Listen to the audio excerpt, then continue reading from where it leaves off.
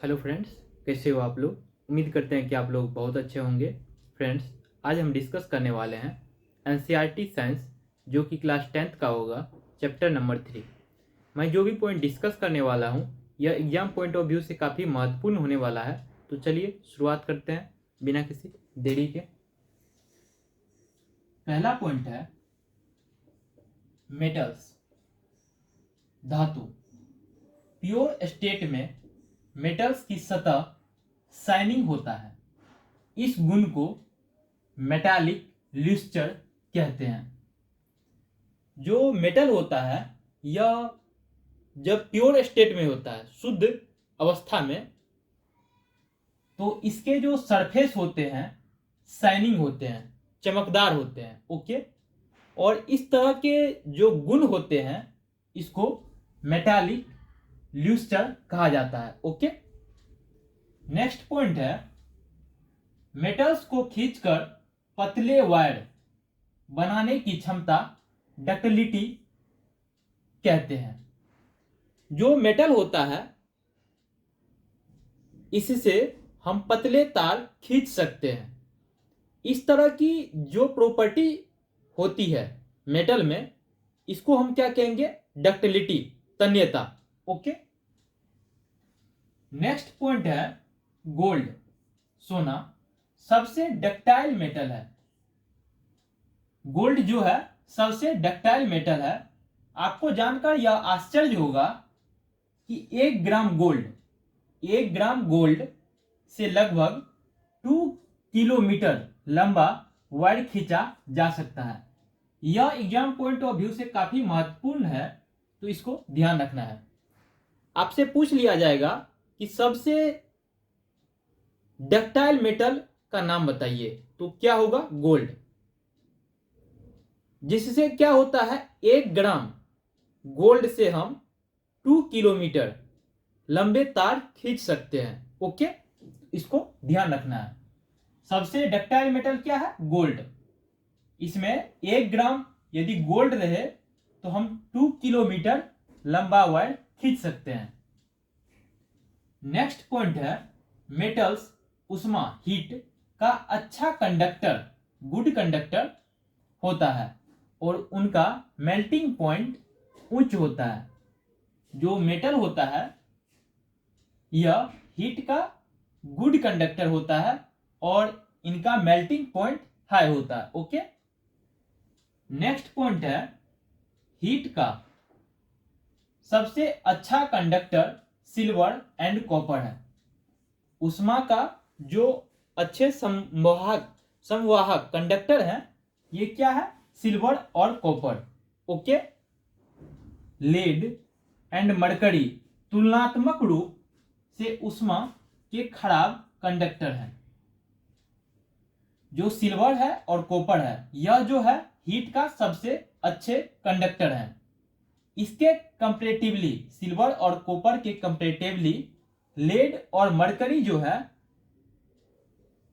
उष्मा का bad conductor है, खराब संवाहक है। ओके, इसको ध्यान रखना है।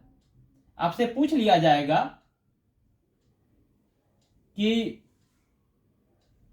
जो लेड और मरकरी होते हैं, यह हीट का किस तरह से कंडक्टर किस तरह के कंडक्टर होते हैं? तो ये बैड कंडक्टर होते हैं।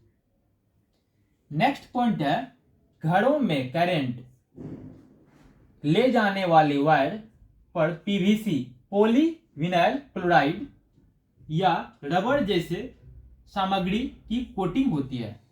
जो घर में हम इलेक्ट्रिसिटी के लिए, बिजली के लिए वायर यूज करते हैं, इसके ऊपर जो एक कोटिंग रहती है, इसमें क्या रहता है? या तो पीवीसी या रबर का कोट लगा हुआ रहता है। ओके, नेक्स्ट पॉइंट है जो कि एग्जाम पॉइंट ऑफ व्यू से काफी महत्वपूर्ण है, तो इसको देखते हैं। नन मेटल या तो सॉलिड होता है या गैस, एक्सेप्ट ब्रोमीन जो एक लिक्विड होता है। यहां से क्वेश्चन पूछा जाता है कि ऐसा कौन सा नन मेटल है जो कि लिक्विड स्टेट में होता है? तो ब्रोमीन। जनरली नन मेटल किसमें होते हैं, या तो सॉलिड में होते हैं या गैस में होते हैं, लेकिन ब्रोमीन एक ऐसा नॉन मेटल है जो कि लिक्विड फॉर्म में होते हैं। ओके, नेक्स्ट पॉइंट है मरकरी को छोड़कर, एक्सेप्ट मरकरी, मरकरी को छोड़कर सभी मेटल रूम टेम्परेचर पर सॉलिड रूप में मौजूद होता है। मेटल का मेल्टिंग पॉइंट हाई होता है। मरकरी को छोड़कर सभी मेटल रूम टेम्परेचर पे क्या होता है, सॉलिड रूप में मौजूद होता है। ओके, और मेटल जो भी होता है इसका मेल्टिंग पॉइंट, गलनांक जो होता है काफी हाई होता है। ओके, नेक्स्ट पॉइंट है जो कि एग्जाम पॉइंट ऑफ व्यू से काफी महत्वपूर्ण है, तो इसको ध्यान रखना है। Gallium and caesium, gallium and caesium का मेल्टिंग पॉइंट बहुत कम होता है। जो गैलियम होता है और सीजियम, इसका मेल्टिंग पॉइंट बहुत कम होता है। अगर आप इन्हें अपने पाम, हथेली पर रखेंगे तो ये दोनों मेटल मेल्ट हो जाएंगे। गैलियम और सीजियम जो मेटल होता है इसका मेल्टिंग पॉइंट जो होता है बहुत कम होता है। इसको यदि आप अपने हथेली पे, पाम पे, हथेली पे रखेंगे तो ये क्या होगा, मेल्ट हो जाएगा। ओके, कहने का मतलब ये है कि ये रूम टेम्परेचर पे मेल्ट नहीं होगा, लेकिन आप अपने हाथ पे रखेंगे, एक बॉडी टेम्परेचर पे आएगा तो क्या होगा, ये मेल्ट हो जाएगा। ओके, नेक्स्ट पॉइंट है आयोडीन एक नॉन मेटल है लेकिन यह ल्यूस्टर्स होता है।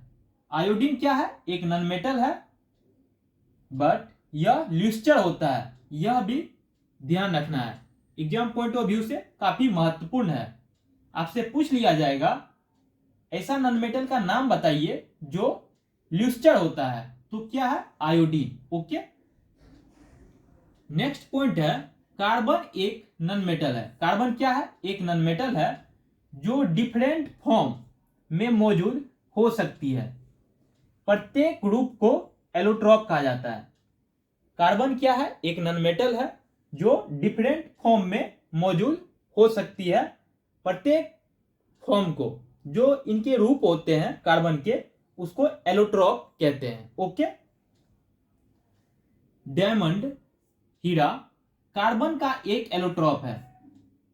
जो डायमंड होता है यह कार्बन का एक एलोट्रॉप है जो कि हार्डेस्ट, कठोर नेचुरल सब्सटेंस के रूप में जाना जाता है। जो डायमंड होता है यह क्या है, कार्बन का एक एलोट्रॉप है। यह भी इंपॉर्टेंट है तो इसको भी ध्यान रखना है। जो कि हार्डेस्ट नेचुरल सब्सटेंस के रूप में जाना जाता है। ओके, इसका मेल्टिंग, डायमंड का इसका मेल्टिंग एंड बॉइलिंग पॉइंट बहुत अधिक होता है, इसलिए क्या है, ये कठोर है। ओके, जो डायमंड होता है यह हार्डेस्ट नेचुरल सब्सटेंस के रूप में जाना जाता है क्योंकि इसका मेल्टिंग पॉइंट और बॉइलिंग पॉइंट क्या है, बहुत अधिक है। ओके, नेक्स्ट पॉइंट है ग्रेफाइट। कार्बन का एक अन्य एलोट्रॉप है। डायमंड भी कार्बन का एक एलोट्रॉप है और ग्रेफाइट भी कार्बन का एक अन्य एलोट्रॉप है जो कि बिजली का, इलेक्ट्रिसिटी का सुचालक है। ओके, कंडक्टर है, मतलब इलेक्ट्रिसिटी कंडक्ट करवा सकता है। कौन, ग्रेफाइट। तो यह भी इंपॉर्टेंट है, आपसे पूछ लिया जाएगा कार्बन का ऐसा कौन सा एलोट्रॉप है जो कि इलेक्ट्रिसिटी कंडक्ट करवा सकता है, तो यह क्या है, ग्रेफाइट। ओके, नेक्स्ट पॉइंट है alkali metal, lithium, sodium, potassium. Lithium, sodium, potassium, ये तीनों नाम को ध्यान रखना है। इतनी सॉफ्ट होती है, इतनी सॉफ्ट होती है कि इन्हें नाइफ से काटा जा सकता है। जो लिथियम होता है और सोडियम होता है और पोटासियम, लिथियम, सोडियम और पोटासियम, लिथियम, सोडियम और पोटासियम, ये इतने सॉफ्ट होते हैं कि इन्हें नाइफ से, चाकू से काटा जा सकता है। ओके, इनका डेंसिटी जो घनत्व होता है कम होता है, ओके, और मेल्टिंग पॉइंट भी कम होता है। जो लिथियम सोडियम पोटेशियम है यह इतना सॉफ्ट होता है कि इन्हें चाकू से हम काट सकते हैं, और इसकी डेंसिटी घनत्व भी कम होता है, और मेल्टिंग पॉइंट भी इसका कम होता है। इसका लिथियम का, सोडियम का, पोटेशियम का।